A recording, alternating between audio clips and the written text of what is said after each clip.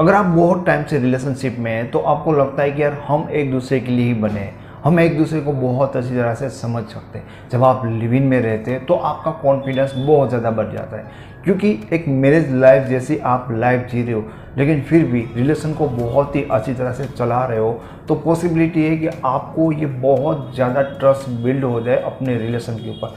लेकिन जब हम एक्चुअल में शादी करते हैं, जब हमारी मैरिज लाइफ स्टार्ट होती है, तो बहुत सारे लोगों की लाइफ में, मैरिज लाइफ में प्रॉब्लम क्रिएट होना शुरू हो जाते हैं।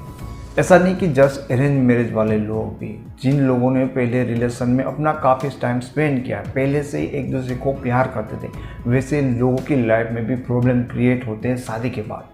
क्यों? क्योंकि शादी है ना, वो थोड़ी सी डिफरेंट है आपके रिलेशन से या लिव इन से। क्योंकि यहाँ पे आप रिलेशन में तो होते हो लेकिन बहुत सारी चीज़ें आपकी बदल जाती है। वही पर्सन है, वही रिलेशन है, लेकिन चीज़ें इतनी बदल गई कि अब आपको इस मैरिज लाइफ को मैनेज करना सीखना होगा। यहाँ पे सिर्फ आपको अपने बारे में नहीं, अपने पार्टनर के बारे में, अपनी मैरिज लाइफ के बारे में कुछ चीज़ें हैं जो जाननी जाए, जो समझनी चाहिए। End of course marriage life में अगर आप इन छोटी छोटी चीज़ों का ख्याल रखोगे तो आप दोनों के बीच का जो प्यार है वो डबल हो जाएगा। आपकी मैरिज लाइफ काफ़ी चीज़ों के लिए बेहतर हो जाएगी। आपकी मैरिज लाइफ आज जैसी भी है, लेकिन इन चीज़ों को अप्लाई करने के बाद आपकी मैरिज लाइफ काफ़ी बेहतर हो जाएगी। सबसे पहली चीज़ जो आपको समझनी चाहिए कि मैरिज लाइफ के बाद ये प्रॉब्लम होता है कि आपको लगता था कि पहले ये बहुत केयर करती थी, केयर करता था, लेकिन अब चीज़ें वैसी नहीं रही है। ठीक है, इसका मतलब ये नहीं है कि आपका पार्टनर अब आपको प्यार नहीं करता। हो सकता है कि जो प्यार एक जताने की चीज़ होती है, प्यार एक दिखाने की चीज़ होती है, वो बदल गई है। मैंने इसके ऊपर डिटेल से वीडियो बनाया कि प्रेम की कुछ लैंग्वेज होती है, जिसे 5 लैंग्वेज ऑफ लव कहा जाता है। इसके ऊपर एक बुक भी है, तो आपको वो समझने की कोशिश करनी चाहिए कि हाँ, चीज़ें बदली है, लाइफ दोनों की बदली है, बहुत कुछ मैच के बाद चीज़ें बदलती हैं। तो ये भी बन सकता है कि आपके पार्टनर का प्यार जताने का जो तरीका है वो बदल गया है। अब आपकी गर्लफ्रेंड जो अब वाइफ बन गई है, वो आपको इतना प्यार से हग नहीं करती, बार बार आई लव यू नहीं बोलती, लेकिन यार तुम्हारे लिए पहले से ज़्यादा अच्छी तरह से खाना बनाती, तो अपना प्यार वो वहाँ शो कर रही है। हस्बैंड लेट आता है, ठीक है, काम के कारण वो थक जाता है, हो सकता है, लेकिन अभी भी वो तुम्हें खुश करने की जो भी चीज़ें उसको मिलती वो खरीद कर लाता है, गिफ्ट देता है, लेकिन पहले की तरह रिएक्ट नहीं करते। मैरिज के बाद लोगों को लगता है यार पार्टनर बदल जाता है, हस्बैंड बदल गई। एक्चुअल में जो उनका तरीका होता है वो बदल जाता है, प्यार तो वही का वही होता है। तो आपको वो चीज़ें जस्ट अंडरस्टैंड करने की ज़रूरत है कि हाँ, अब जो उस तरह से थी वो चीज़ें अब वो वैसे करे, अदरवाइज तुम कोई गलत फहमी पाल लोगे जो आगे जाके इस चीज़ को क्रिएट करती है। दूसरी चीज़, मैरिज लाइफ में ये खास करके होगा और हर किसी को ये बात ध्यान में रखनी चाहिए कि पहले चीज़ अलग थी। ठीक है, पहले तुम उनकी लाइफ की कुछ गुलाबी गुलाबी मोमेंट्स थे, लेकिन अब उसकी लाइफ का हिस्सा बन गए। तो हर दिन ऐसा नहीं होगा कि पर्सन का मूड सही होगा। हस्बैंड बाहर जाता है, बहुत सारी चीज़ों को फेस करता है, हो सकता है कि वाइफ घर में बैठी बैठी बोर होगी। तो जब हमें कहीं पर भी अपना ये इरिटेशन है, ये गुस्सा है, निकालने की जगह नहीं मिलती ना, तो हम हमेशा उस पर्सन के ऊपर निकालता है जहाँ पे हमें पता होता है कि वो पर्सन इन चीज़ों को ज़्यादा फाइट नहीं करेगा। मतलब मेरी बात का ना बुरा लगेगा, ना मेरी बात को लेकर ज़्यादा चिढ़ जाएगा या रिएक्ट करेगा। एंड कई बार ऐसा होता है कि हम कमज़ोर लोगों को अपना गुस्सा दिखा देते हैं। तो इस चीज़ में ध्यान रखो कि जब कभी तुम्हें लगे कि तुम्हारा पार्टनर बिना चीज़ का कोई गुस्सा कर रहा है, अगर किसी भी मैटर में, वो तुम्हें ही कहेगा कि तुम्हारी गलती है ये, लेकिन याद रखना कि गुस्सा किसी और चीज़ का हो सकता है। अब यहाँ पे एक रूप दिया जा सकता है, मार्केट में किसी के साथ झगड़ा हुआ था तो वो इसमें आपको तो दोष नहीं देंगे ना कि इस चीज़ का रीज़न तुम हो, तुम्हारे कारण ये हुआ था, लेकिन तुम्हारी घर की किसी चीज़ के ऊपर वो तुम्हारे ऊपर चिल्लाएगा, गुस्सा करेगा। एक चीज़ याद रखो कि वो गुस्सा करेगा तो हमें बुरा लगेगा ना यार, कि इतनी छोटी चीज़ के ऊपर वो इतना क्यों चिल्ला रहा है मेरे यहाँ पर, ठीक है, इतना रिएक्ट क्यों कर रहा था, पहले तो बहुत अच्छी तरह से रहता था, ये इरिटेशन आया कहाँ से।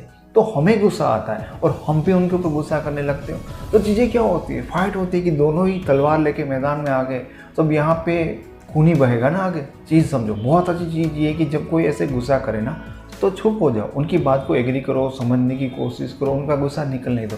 क्योंकि यार क्या होता है पता है, हस्बैंड और वाइफ में जब गुस्सा निकल जाता है तो बाहर से प्यार ही रहता है और कुछ बाकी तो रहता नहीं। उसका गुस्सा था, तुमने उनको हेल्प की उनके गुस्से को निकलने के लिए, तो इससे बढ़िया चीज़ क्या हो सकती है। बस अपने पार्टनर को थोड़ा सा अंडरस्टैंड करो यार, उसमें अभी भी तुम्हारे ऊपर वही प्यार है।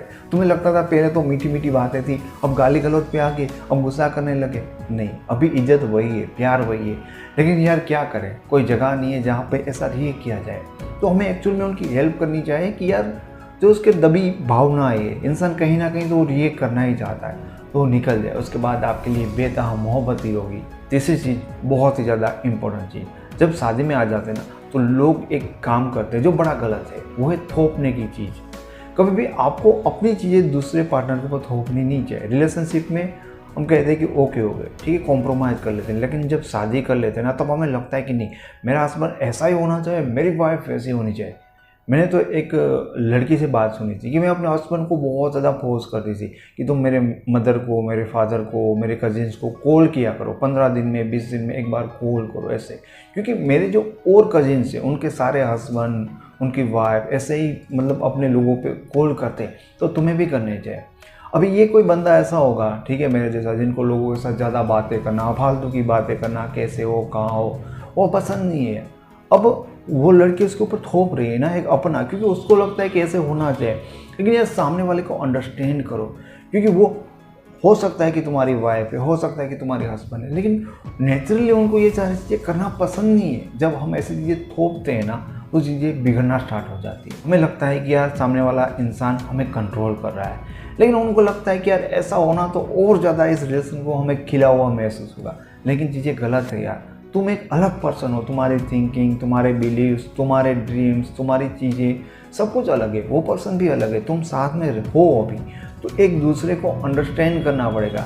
ऐसे नहीं होगा कि हम किसी चीज़ को थोप दें। अगर उसको नॉनवेज खाना पसंद है, इसको वेज पसंद है, तो तुम्हें वेज खाना चाहिए, उनको नॉनवेज खाना चाहिए। लेकिन ऐसा नहीं कि तुम उसके ऊपर लेक्चर ही देते रहो कि ऐसा नहीं वैसा ही होना चाहिए। अगर तुम इस भगवान में मानते हो या उस भगवान में मानते हो तो ये चीज़ें अंडरस्टैंड करनी पड़ेगी कि हस्बैंड वाइफ होने का मतलब यही नहीं कि हम दोनों का भगवान एक होना चाहिए। नहीं, भगवान भले अलग हो लेकिन हम दोनों एक होने चाहिए, ये बात मैटर करती है। चौथी बात और बहुत ही ज़्यादा महत्वपूर्ण बात, ये हस्बैंड के लिए बहुत ज़्यादा इम्पोर्टेंट है, लेकिन औरत को भी इस बात को समझना चाहिए। देखो कई बार चीज़ें क्या होती है कि हस्बैंड ऑफिस में जाता है तो वहाँ पे उनके साथ बहुत सारी चीज़ें होती है ना, कि आज पियून के साथ ऐसी चीज़ें होगी, आज कोई कलीग्स के साथ ऐसी चीज़ होगी, काम का टेंशन है तुम्हारे पास, किसी चीज़ की खुशी है। लेकिन तुम घर पे जाते हो ना तो तुम्हारे वाइफ के पास तो कुछ है ही नहीं, ठीक है। आज उसने टमाटर का सब्जी बनाया था, रोटी बनाई थी, लेकिन वो एक लड़ना चाहती, वो खुश होना चाहती, कुछ उसकी लाइफ में बनना तो चाहे ना।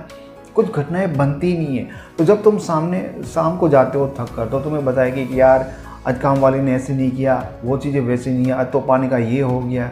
और तुम्हें लगता है कि यार ये फालतू की बात, छोटी छोटी चीज़ें मेरे पास लेकर तुम क्यों आती? ऑलरेडी मैं काम से इतना परेशान हूँ।